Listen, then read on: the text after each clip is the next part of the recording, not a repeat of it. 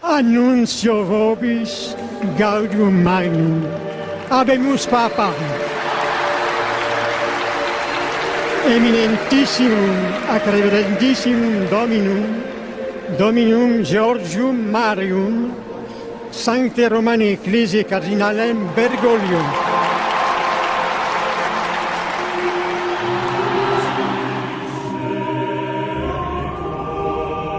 No dia 13 de março de 2013, Jorge Mário Bergoglio, arcebispo de Buenos Aires, capital da República Argentina, é nomeado sumo pontífice da Igreja Católica, sucedendo o renunciante Bento XVI.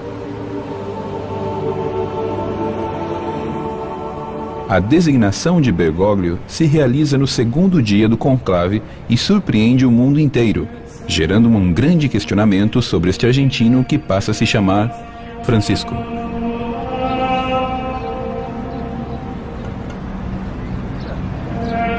É o primeiro Papa latino-americano e o primeiro Papa pertencente à Companhia de Jesus, a ordem missioneira por excelência.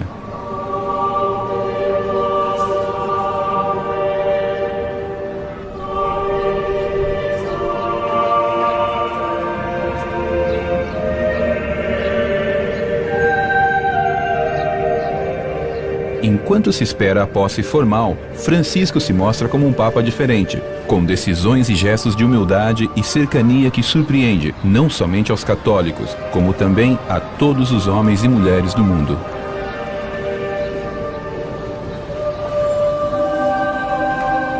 Se vislumbra uma profunda mudança na Igreja Católica, um tempo novo, baseado na humildade, no diálogo e na evangelização, parece começar com um novo Papa.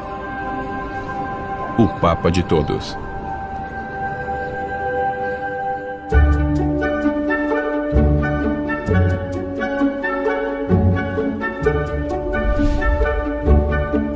Quem não caminha, não deixa pegadas, não serve para nada. Na vida, a gente tem que caminhar como caminhou Jesus, deixando pegadas que marquem a história. Pegadas que deixem descendência.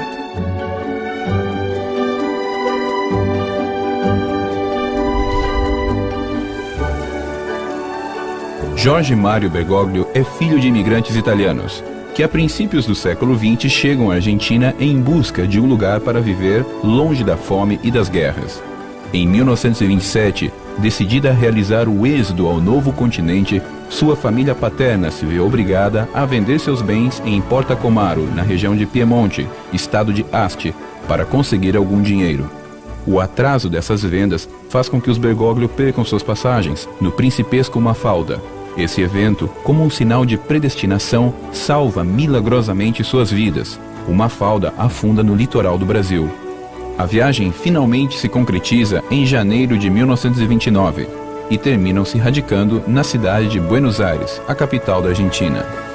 Em 1934, Mário José Bergoglio conhece a Regina Maria Sivori durante uma missa celebrada no Oratório Salesiano de Santo Antônio, no bairro portenho de Almagro. Se casaram no ano seguinte e em 1936 nasce o primeiro dos seus 5 filhos, Jorge Mário. No dia 21 de setembro de 1953, com 17 anos, Jorge Mário conhece um novo sacerdote com quem se confessa na igreja de São José de Flores. Esse encontro desperta sua fé. Nesse dia, ele decide se converter em sacerdote. 4 anos depois, em 1957, ingressa no seminário de Vila Devoto, outro bairro da cidade de Buenos Aires, como seminarista da Companhia de Jesus. Nesse mesmo ano, como uma prova de fé, uma grave doença pulmonar põe em risco sua vida, sua vocação e seu destino de Papa, mas o chamado de Deus é mais forte. 56 anos depois, é eleito Papa. Jorge Mário Bergoglio tem 76 anos de idade.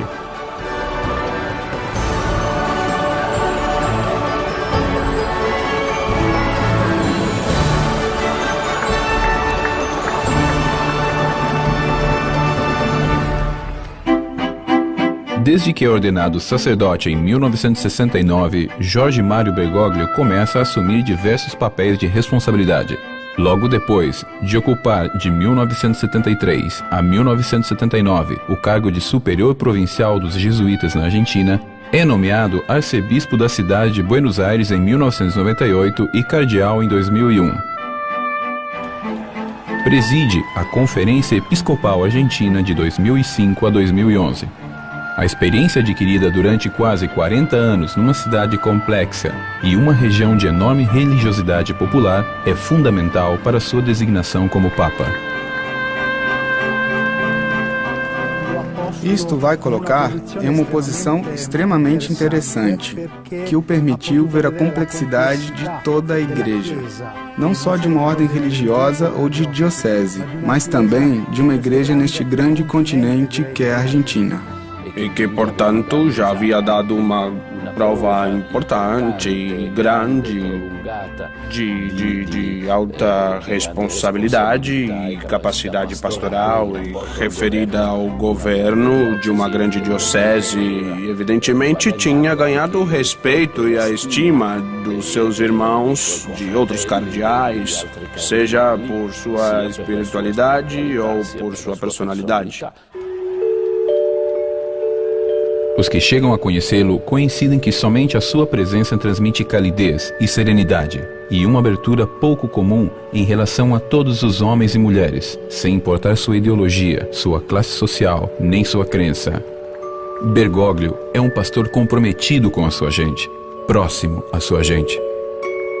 Jorge Bergoglio eu conheci na década de 70, eu acho que foi em 71, não posso garantir. Passaram muitos anos. Era um homem jovem, muito bom e muito preocupado com o sofrimento alheio. Ele era assim, um homem preocupado. Abria as portas, ou mostrava que as portas estavam bem abertas para dialogar e para se comprometer com o trabalho espiritual ao bem da sociedade argentina em especial e da humanidade em geral. O que surpreende do Bergoglio quando alguém está com ele é que ele se interessa pelo coração, pela salvação do indivíduo, pela salvação de cada pessoa.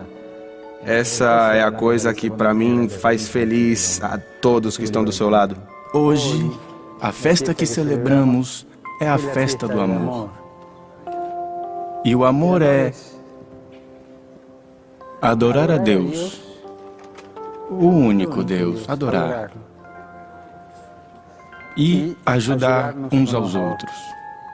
E Jesus, quando lhe lava os pés aos discípulos, não queriam acreditar, os discípulos não queriam. Como ele vem lavar os pés? Mas é todo um símbolo que durante 2000 anos vem se repetindo. Um símbolo de serviço, onde cada um tem que estar a serviço do outro. Lembro de estar na igreja do bairro. Me lembro que estávamos fazendo um palco, porque fazíamos uma mesa na rua. Tinha chovido, assim que tínhamos pouco tempo, e pegávamos caixa de cerveja e colocávamos na tábua em cima, como se fosse uma mesa. E dizíamos, que sorte que Bergoglio ainda não veio, mas já tinha passado 1 hora. E de repente o vemos sair do meio da favela, de uma casa, com as pessoas, e ele me diz, já terminaram? E eu lhe digo, onde o senhor estava? Vi que estavam trabalhando e as pessoas me pediram que lhes benzesse a casa. Mas as pessoas não sabiam que ele era bispo, porque fazia pouco tempo. E depois ele pôs as vestimentas de bispo, a mitra, o báculo. As pessoas ficaram assombradas. Isso que os romanos veem agora, os italianos e o mundo todo, ele sempre fez. Ele sempre foi assim. Nunca fingiu. Ele é assim. Ele é simplesmente assim como o veem. É assim porque ele gosta de estar com o povo, porque é um pastor. Ele voltou a me surpreender uma vez que fomos a Buenos Aires, quando fomos à festa de São Caetano, no dia 7 de agosto, lá depois da missa, depois da homília, como os argentinos já sabem, ele vai cumprimentar uma por uma das pessoas que estão na fila. Ele vai para falar com cada pessoa. Benze as barrigas das grávidas, fala com as crianças de futebol e assim vai caminhando ao longo dessa fila por horas e horas.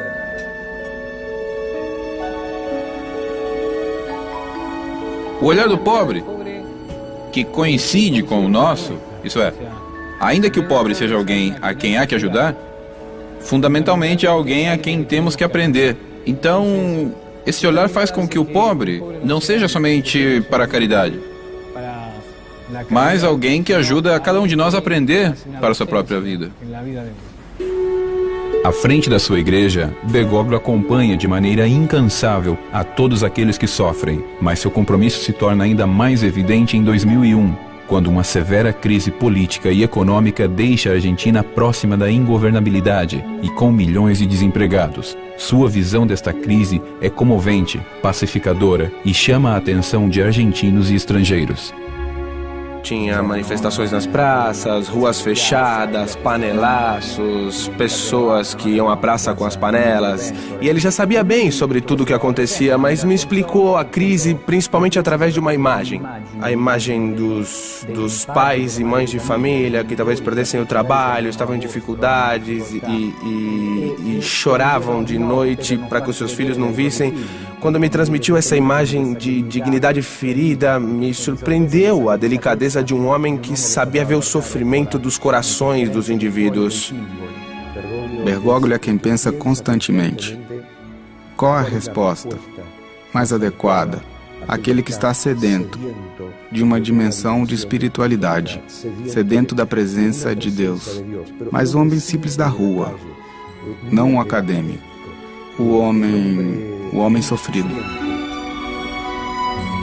Em 2004, Buenos Aires é sacudida por uma tragédia. Uma discoteca popular pega fogo, deixando 194 mortos, entre os quais foram encontrados jovens e crianças.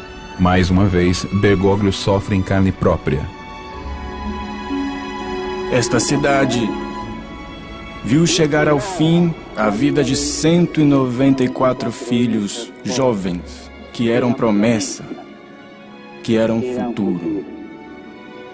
Acabou a esperança desses jovens, que não vão ser substituídos por ninguém, porque cada um é único, insubstituível. Por isso, eu queria dizer a esta cidade, tão preocupada por muitas coisas, que olhe com coração de mãe, porque a cidade também é mãe. Estes filhos que já não estão, e que chore. Queridos irmãos e irmãs, Buenos Aires precisa chorar. Buenos Aires não chorou o suficiente. Buenos Aires trabalha, busca, luta, faz negócios, se preocupa pelo turismo, pela viagem, não chorou o suficiente esta bofetada. Buenos Aires precisa ser purificada pelo choro desta tragédia e de tantas outras.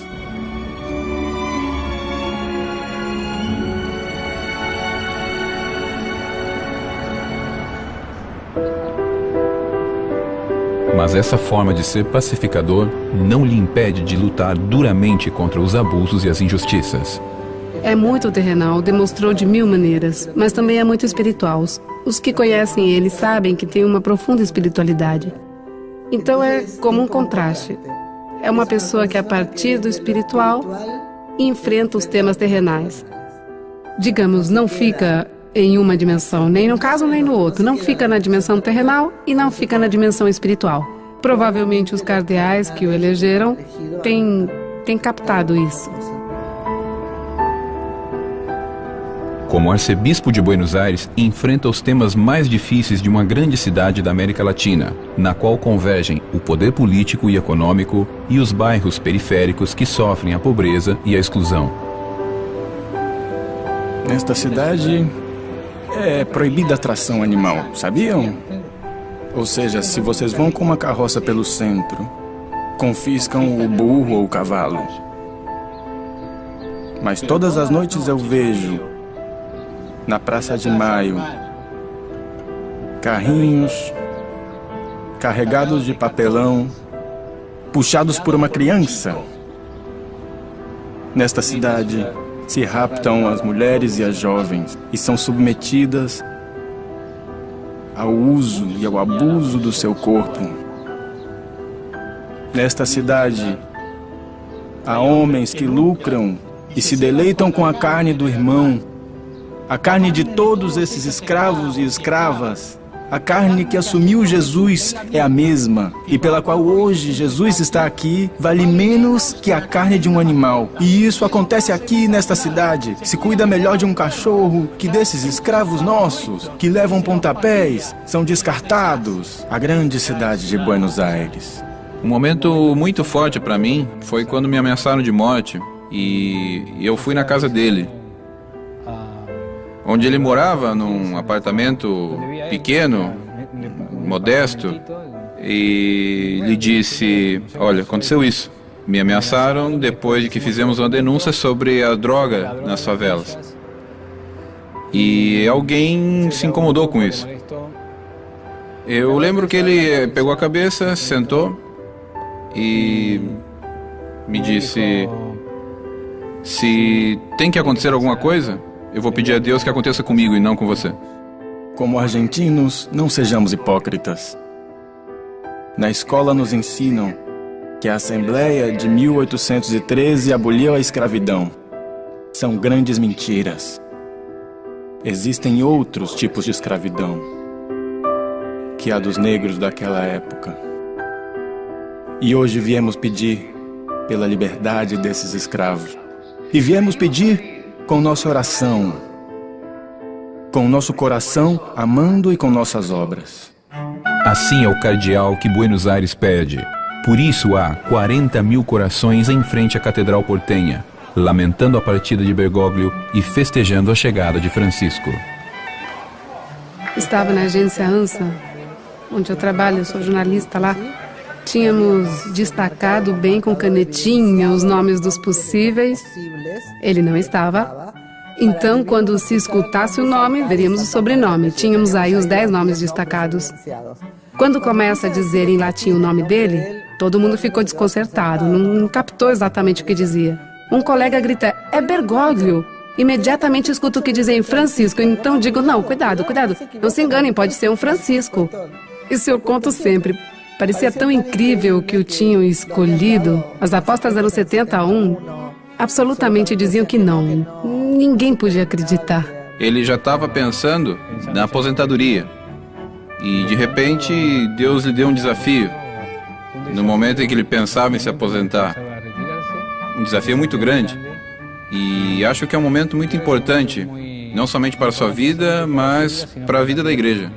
Em um momento eu olhei para cima e vi que a televisão dizia Bergoglio Papa. Eu fiquei tão chocada porque não esperava. Me emocionei. Comecei a chorar desconsoladamente. E o senhor que estava na mesa do lado me disse: senhora, o que aconteceu? Esse homem é tão ruim? Então eu disse a ele: não, é meu amigo, não vou vê-lo mais. Eu não podia parar de chorar. É uma situação engraçada, mas é importante como saiu o sentimento. Porque eu sou muito dura para demonstrar sentimentos. E assim ficou claro que o que eu sentia era a perda.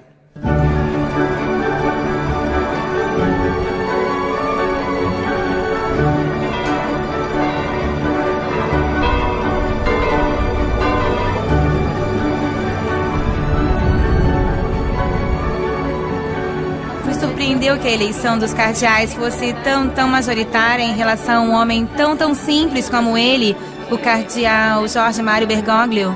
Nota-se na cara. É uma boa pessoa. Foi uma surpresa.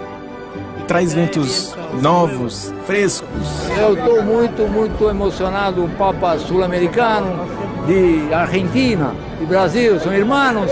Então, uma beleza, tudo certo. A mim me gostou muito.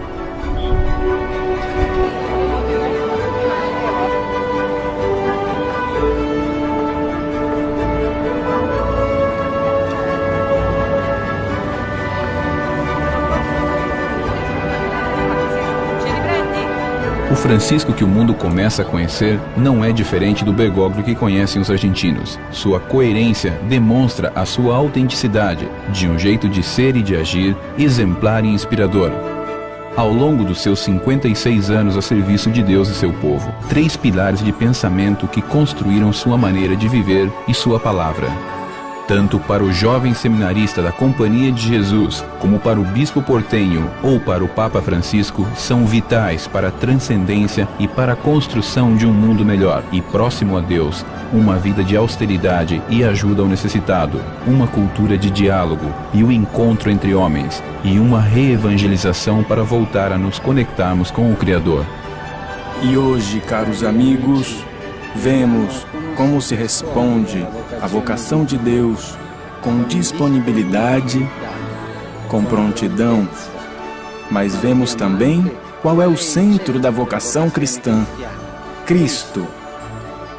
Cuidemos de Cristo em nossa vida, para cuidar dos demais e para cuidar da criação.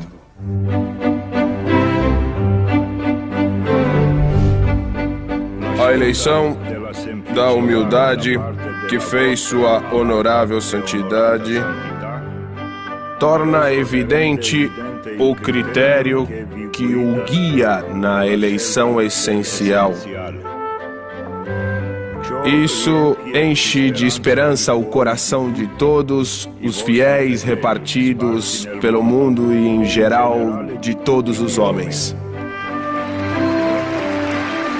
O Papa Francisco, com seu estilo de vida simples, que desorienta alguns e surpreende a outros, na verdade transmite uma mensagem instantânea de simplicidade, de austeridade e de pobreza na vida pessoal que demonstra ao mundo e o obriga a se perguntar se não está vivendo de forma errada, ostentando uma riqueza superficial e ilusória. Esta é a mesma mensagem com a que Bergoglio marca durante anos a Diocese de Buenos Aires, inclusive muito antes de sonhar em se tornar Papa Francisco. Acho que os primeiros passos que Bergoglio deu como Papa Francisco nos revelam e nos dão pautas de como será seu papado, direcionado à humildade e modéstia. Todos nós que conhecemos e trabalhamos com ele, vimos ele vir de ônibus, de metrô, dispensar um carro com um chofer, uma casa cômoda. Foi uma série de atitudes. Primeiro impacto, atende ao telefone, não é preciso passar por 3 ou 4 pessoas. Aceita o convite, lhe pergunto se ele vai de carro, ou seu chofer, ou se ele mandava nos buscar, e sua resposta foi: não tenho carro, não tenho chofer e não me mande buscar. Vou sozinho de ônibus. Ele chega andando, sozinho, vestido como sacerdote, como qualquer um que visse na rua diria: pároco do bairro. Sua imagem era de um pároco. Uma hora ele tem dado mostras dessa austeridade no papado pelo tipo de roupa, por não querer usar um carro, e me dizem: ai, que admirável, você não se emociona? E eu digo: não. Não morar nos aposentos clássicos do Vaticano, designados para o Papa, mas senão em um lugar muito mais modesto. A modéstia o vai caracterizar. Seu estilo de vida também implicava os demais, certo? Era como dizer: bem, se o bispo de Buenos Aires vive dessa maneira, nós também temos que ter uma atitude similar. Assim, com exemplo, e sem que seja necessário tanto palavreado, podemos dizer que o Papa Francisco já pôs em movimento um caminho em direção a uma renovada simplicidade, pobreza e austeridade. Essa vai ser, sem dúvida, a atitude de Bergoglio. Por quê? Porque sempre vi ele com uma atitude companheira que nunca se afastava desta conduta. Humildade, simplicidade, compromisso social. E os momentos mais lindos que passei como padre e como bispo foram os momentos que passei junto às pessoas, ao santo povo fiel de Deus. E o que fica no meu coração é isso: ter caminhado junto a um povo que busca Jesus e ter escutado tantas coisas, ter aprendido tanta fidelidade, tanta fidelidade. Bergoglio toma o espírito de profeta, baseado em todos os evangelhos, a base do espírito cristão, e o trata de transformar em carne. Cristo era pobre, Cristo amava todos, e especialmente os pobres, e o Papa de todos também. Para ele, o centro de Buenos Aires, onde foi bispo, não era a Praça de Maio, onde reside o poder, mas os bairros periféricos, onde ele estava presente nos bairros como Retiro, Barracas, Lugano, Matadeiro. Então, aí ele centralizou seu trabalho, sua vida, seu acompanhamento e também fez o resto da cidade ver esses bairros mais pobres. Mais de uma vez estivemos com ele nas favelas. Lembro de uma vez em particular, um domingo, que fomos juntos a uma favela que se chamava Cidade Oculta. Aí fomos todos juntos a pé a esse lugar onde se celebrava a festa patronal. Ele rezou a missa, falou com as pessoas e depois houve uma grande festa popular com dança e uma comida típica que se chama locro, onde boa parte dos moradores das favelas eram imigrantes paraguaios. E assim estivemos juntos o dia todo. Duas coisas que sempre me chamaram a atenção. Há menos egoísmo que em outros lugares. Há mais solidariedade. A segunda é a fé. A fé na Virgem, a fé nos santos, a fé em Jesus. Aqui eu noto que são não só esse, mas todos são bairros de fé. Então estas duas coisas, a fé profunda e a solidariedade, que quando se juntam estas duas coisas, nasce a alegria. O centro do mundo para ele vão ser os lugares onde a igreja está. Lugares bastante pobres, países que não são levados em consideração. O olhar dele vai estar posto em tantos laicos, sacerdotes, religiosas que hoje estão trabalhando como missioneiros, em meio de situações muito difíceis, de guerra, de fome, Aí vai estar a presença e o olhar do Papa. Eu acho que foi também uma linda surpresa o nome que elegeu o Papa, o novo Papa, Francisco. Esse nome ninguém nunca tinha escolhido e com certeza foi uma decisão original, bastante surpreendente, mas de uma claridade cristalina, porque acho que todos compreenderam desde o primeiro momento, desde que se aproximou com seus companheiros sobre São Pedro, que tipo de mensagem quis dar, escolhendo intencionalmente, de maneira tão clara e decidida, o nome Francisco. Isso se confirmou nos primeiros dias de pontificado de modo muito evidente. Talvez o mais imediato nesse papado de Francisco vai ser com seus gestos encaminhar o Vaticano a um mundo mais simples. Um mundo onde os cristãos querem que seja justamente o exemplo da nossa fé, já que aí está o sucessor de Pedro. E acho que esse vai ser o primeiro desafio que ele tem. Eu me assustaria se ele tivesse mudado. Graças a Deus, Jorge continua o mesmo. A paixão de Deus pelos humildes e os simples. A paixão de Deus por aqueles que são pacíficos, que não têm pretensão de ser mais que os outros. Essa paixão de Deus pela humildade, a simplicidade que se mostra como é, a simplicidade que não maquia a alma, a simplicidade que está para servir, está para adorar, está para se sentir povo de Deus. O exemplo do Papa Francisco cai como uma bênção na Praça de São Pedro. Milhares de almas são batizadas com uma alegria renovadora e uma expectativa inesperada. Há um pastor à frente da igreja. Se Francisco é um pastor, qual será essa mensagem, essa palavra que levará a todos os cantos do mundo? Que legado tentará deixar? Qual será essa herança da qual ele mesmo fala e que ficará no mundo atrás dos seus passos?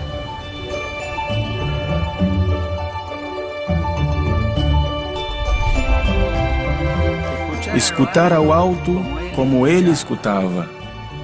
ser ouvintes ou escutar, para que se revele a verdade na medida em que transparece o nosso orgulho. Escutar ao Senhor que inspira coisas grandes no silêncio do coração, no coração próprio e no do nosso irmão, do amigo e do companheiro, reconstruindo esse vínculo social a partir do consistente na busca comum.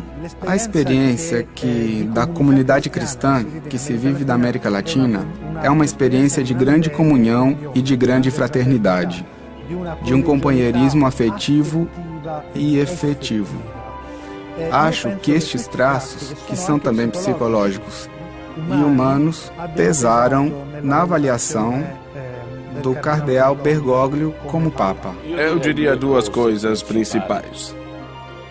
Seguramente nota-se uma grande atenção de toda a população, cristãos e inclusive não cristãos, que completamente captam essa mensagem, digamos, muito simples, muito direto, muito claro, muito próximo às pessoas, que expressa grande amor e atenção pelo próximo e em especial pelos pobres. Ao ser desse jeito, o põe em sintonia com o mundo todo.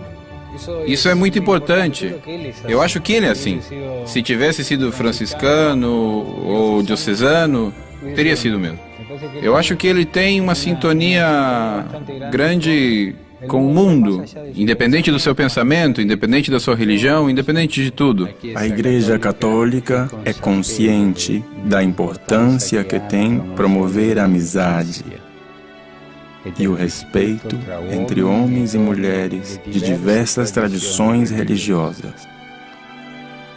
Quero repetir isso.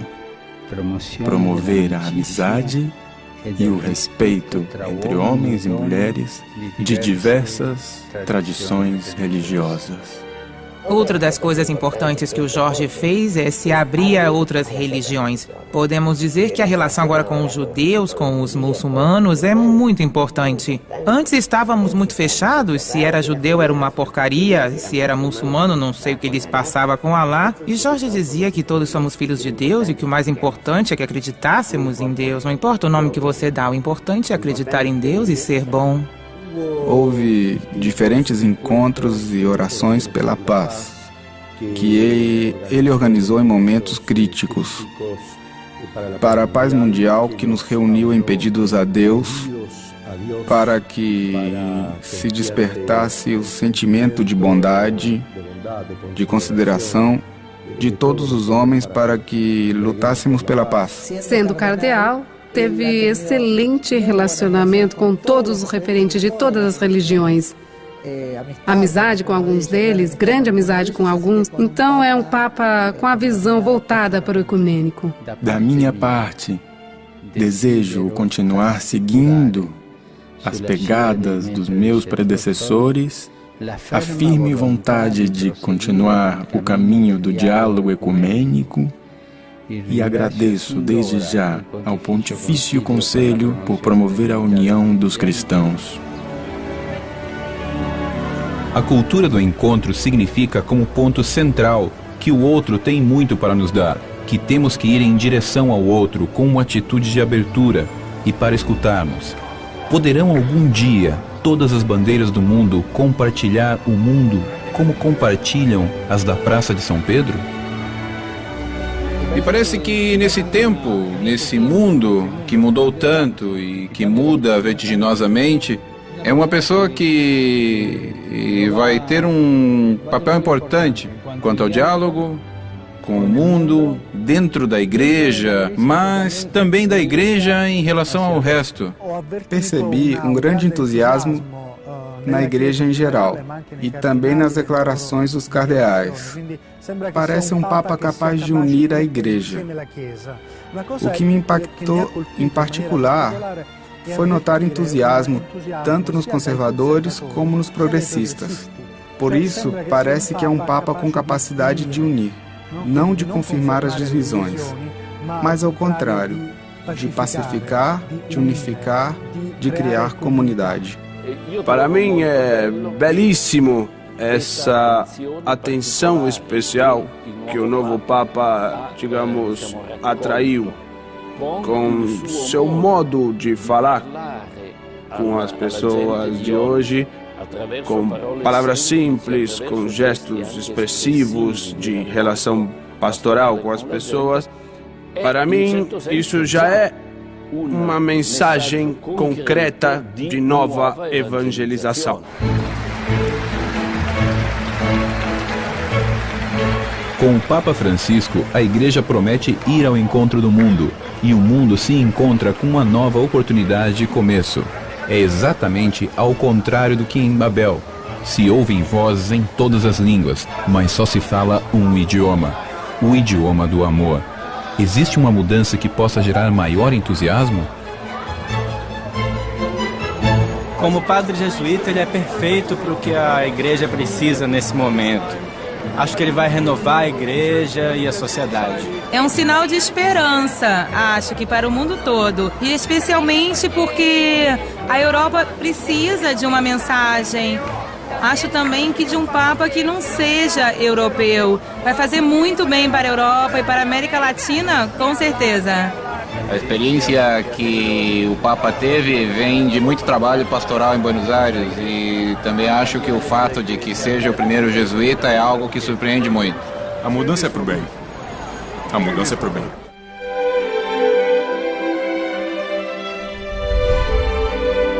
Nunca nos esqueçamos que o verdadeiro poder é o serviço e que mesmo o Papa, para exercer o poder, deve entrar cada vez mais nesse serviço que tem um final luminoso na cruz. Eu diria que, como jesuíta, escuto as palavras do Papa Francisco. Posso ver seus gestos e reconheço a marca do jesuíta em sua raiz. Para mim, é emocionante de verdade. É claro que essa dimensão missioneira, que o leva ao contato direto com as pessoas, é algo que forma parte do nosso carisma. Uma coisa considerada característica dos jesuítas é o chamado quarto voto, ou seja, além dos 3 votos fundamentais comuns a todos os religiosos de pobreza, castidade e obediência, há um quarto voto que os jesuítas fazem ao concluir sua formação, e é obediência ao Papa nas missões. Isto significa que temos uma relação muito unida e próxima ao Papa, porque o Papa é aquele que tem presente a Igreja em sua totalidade. Sabe onde há necessidades, onde há maiores urgências e, portanto, nos pode enviar para onde quiser. No caso particular da Companhia de Jesus, é importante a orientação apostólica, ou seja, que não se trata de um instituto religioso, de uma ordem religiosa contemplativa dedicada fundamentalmente à oração, mas de uma ordem religiosa feita especificamente para o postulado. Também temos uma grande capacidade de cumprir uma função social, de nos empenharmos para que haja um mundo mais justo. Eu diria uma vocação atenta à maior glória de Deus, como dizia Santo Inácio. É uma linda aventura porque permite estar verdadeiramente abertos ao mundo. A igreja está na rua porque hoje Jesus é o rei da rua, como foi naquele domingo de Ramos em Jerusalém. O lugar de culto de Jesus hoje, mais que o templo, é a rua. Aí ele foi aclamado, aí foi abençoado, aí foi reconhecido como Senhor. Na rua. O outro ponto que também vai se caracterizar, e que já vemos em suas primeiras homílias, que vai se caracterizar com seu papado, é uma nova evangelização. Acho que utilizou esse termo. O que significa isso?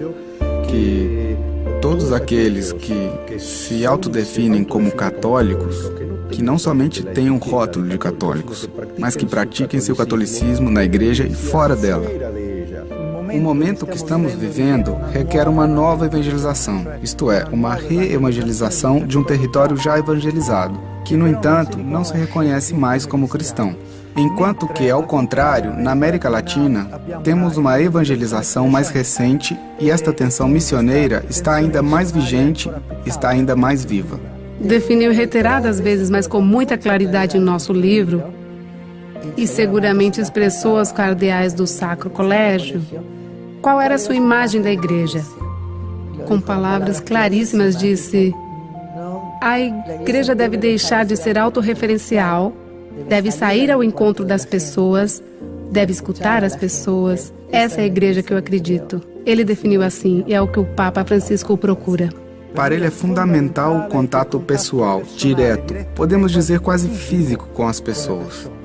E assim, sua presença no contexto latino-americano tem sido de governança, mas também de contato cara a cara, principalmente com os mais pobres, com as pessoas que mais necessitavam de atenção e ajuda. Nós o vemos, agora, como Papa, e se comporta exatamente igual de quando era pastor na Argentina. Jesus deu a vida por todos nós. E aí, acabou a busca?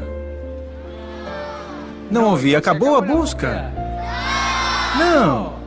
O que dizia Jesus? Que rezassem para que Deus mandasse outros pastores que saíssem a procurar. E esses pastores são os padres? Sim, são as freiras?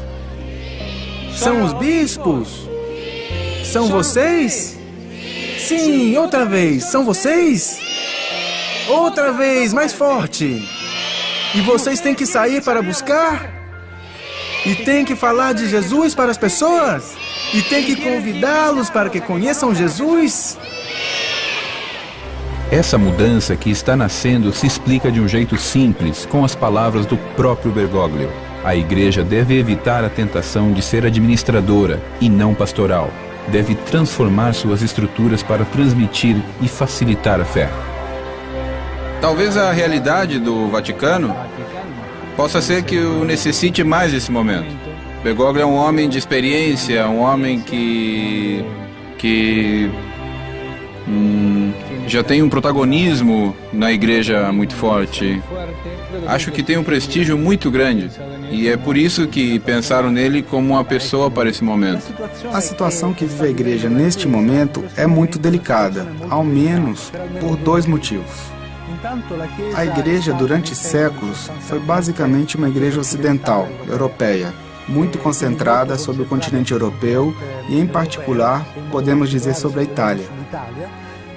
Enquanto que hoje a igreja tem uma forte expansão também em relação aos outros continentes, por isso talvez se sentisse a necessidade de que ao sumo pontificado chegasse uma pessoa proveniente desses outros mundos, tão importantes e vitais para a igreja. A missão dele vai estar principalmente naqueles que estão mais longe geograficamente do Vaticano, mas que para ele vai ser como o principal. Por isso, seu olhar vai estar posto na periferia do mundo, seja geográfica ou existencial, certo? O mundo pobre, o mundo escravo, o mundo da guerra, que são essas realidades que ainda são mais cruéis que as que tem vivido na Argentina. Remova a folhagem da existência e embaixo busque os brotos da vida. Busque aí, onde Deus se manifesta, na simplicidade, nas pequenas coisas. Vocês sabem que na gruta de Belém, para entrar ao lugar onde nasceu Jesus, há um grande templo, mas para entrar ao lugar onde nasceu Jesus, tem que se agachar, tem que se abaixar. Para encontrar Jesus, tem que se abaixar, se desfazer de toda pretensão, se desfazer de toda ilusão efêmera. Vá ao essencial, ao que te promete vida, ao que te dá vida, ao que te dá dignidade. Abaixe-se. Não tenha medo à humildade. Não tenha medo à mansidão. Hoje nos dizem que quanto mais empinado tiver o nariz, mais importante você é. Não, não é por esse caminho. Hoje nos dizem que quanto mais vaidoso parecer, você vai ter mais força. Não, o caminho não é esse. Hoje nos dizem que quanto mais gritar, quanto mais brigar, quanto mais confusão fizer, quanto mais discórdia semear, você vai ser melhor. Não vá por esse caminho. Abaixe-se. Seja humilde. Seja tranquilo. Use essa mansidão. Escute. Conviva. Reconheça a sua dignidade e a dos outros. Ame e se deixe amar. Ele não tem nem seguirá um projeto abstrato de reforma da igreja construída na teoria. Simplesmente seguindo o evangelho, essas coisas poderão mudar quase de forma, digamos, natural, simples. Pouco a pouco, se abrirá novas vias, sempre de acordo com a perspectiva de proximidade e misericórdia, que são as palavras que ele sempre adora dizer. Uma igreja, repito, não tenha como objetivo se autopromover, mas somente confessar, como disse em uma das suas primeiras homílias, a fé, o amor de Cristo em relação a todos os homens. Nesse sentido, a igreja poderá encontrar tantas formas, tantos jeitos para confessar a humanidade desse mundo tal qual é hoje, com seus problemas, suas esperanças, suas angústias. O amor de Cristo em relação a todos nós. Se ninguém mais acredita em Cristo, a igreja morre e deixa de existir.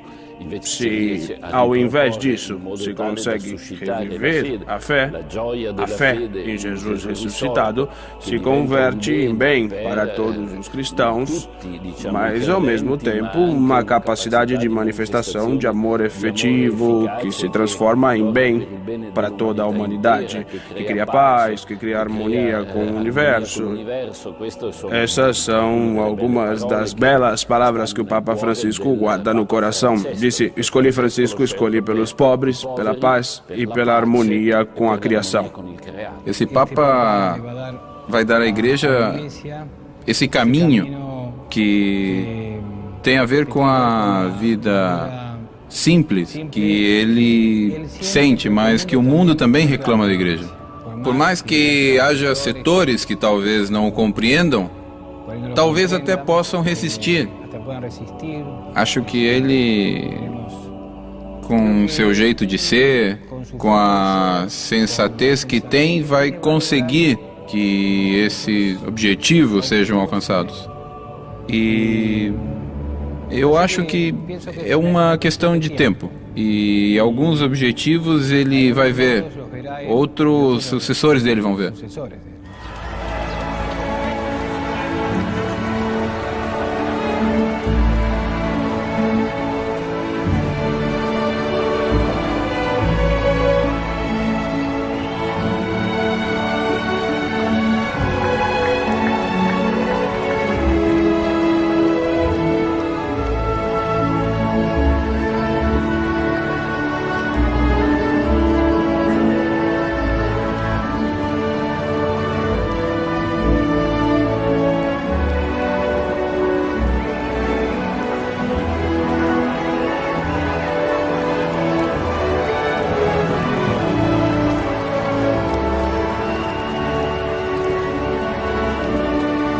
A semente da mudança está plantada. O mundo responde. Uma nova etapa está a caminho. Sabendo quem é Jorge Mário Bergoglio, entendemos quem é o Papa Francisco. Um pastor que vai na frente, deixando pegadas. Um pastor que vai ao lado, para que não abandonemos o caminho.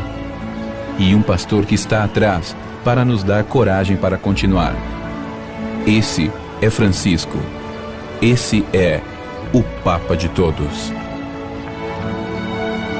Jorge é um homem bom, honesto e que gosta das pessoas. Pode ser príncipe, rei, mas gostar das pessoas é muito difícil. E isto é muito importante. O Papa Francisco é um homem de uma grande força espiritual e põe sua fé em Deus. Com total humildade, vai continuar sendo o mesmo Bergoglio. Por algum motivo, escolheu o nome Francisco. Ele se sente à vontade numa favela, numa prisão, num arcebispado. Ele demonstrou que onde ele vai, sabe enfrentar os desafios do lugar onde vai.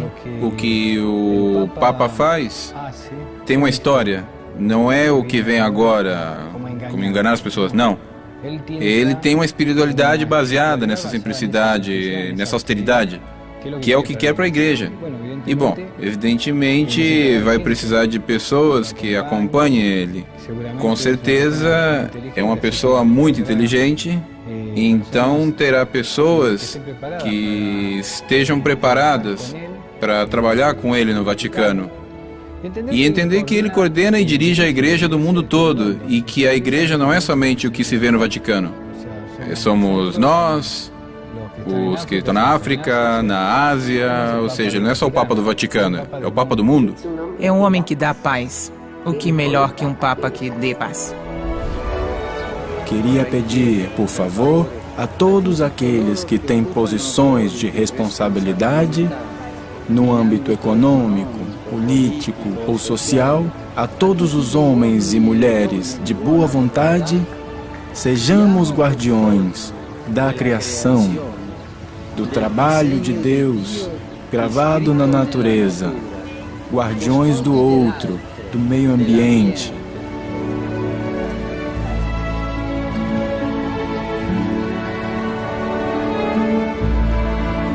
E começamos este caminho, bispo e povo, este caminho da Igreja de Roma, que é a que preside na caridade todas as igrejas.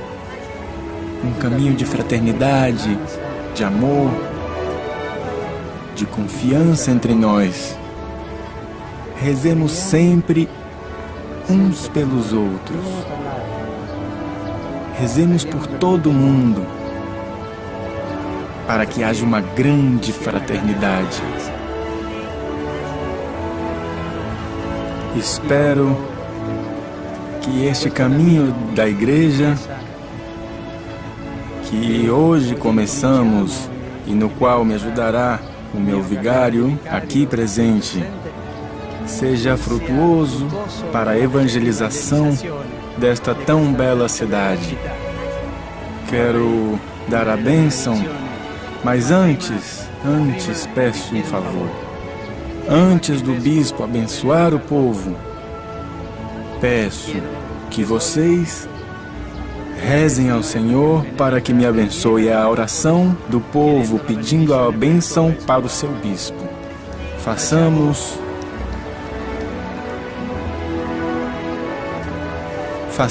em silêncio esta oração de vocês por mim.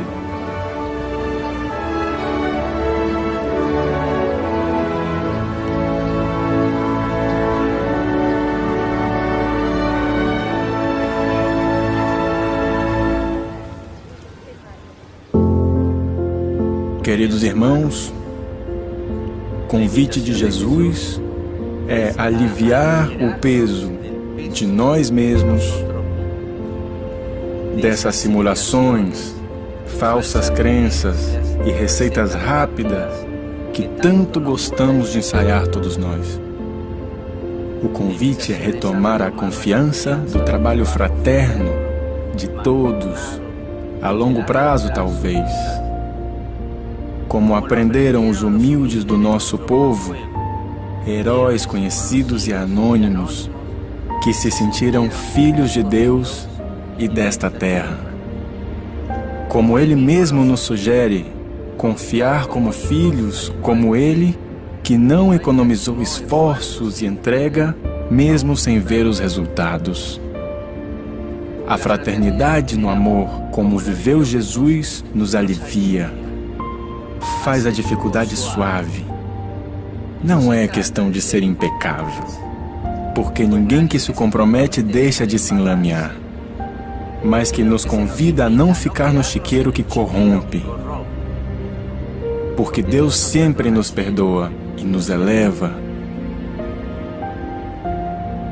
Deus não se cansa de perdoar. Somos nós que nos cansamos de pedir perdão.